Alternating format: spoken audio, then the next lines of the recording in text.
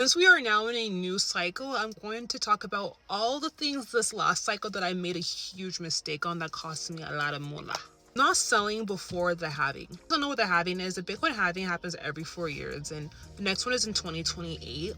And what it is that the amount of Bitcoin that gets mined every 4 years gets cut in half until there's no more Bitcoin left to mine. Usually, the overall crypto market starts to hype up and we run into the halving and everyone gets excited.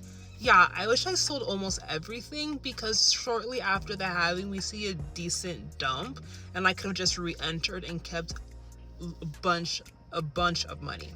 Another thing that I wish I did last cycle was understand the economy and what environment we were in. This last cycle, there was no stimulus. We had high rates. People didn't have money. People were struggling. Like, not only that, we had millions and millions of cryptos now added to the crypto market, which is why you didn't see that all season that you saw in 2021.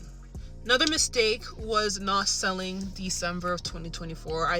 That was our alt season, even though it came a year before the cycle was supposed to end, which was 2025. Keep in mind, I've learned from these. I no longer do these now. Another thing that I learned was buy the rumor, sell the news. I would always buy the rumor and hold through the news. No, you always want to buy the rumor right before something happens. For example, President Trump, when he came into the office on January 20th, 2025, everyone hyped that up. We pumped into it, and then once he came into office, we dumped after.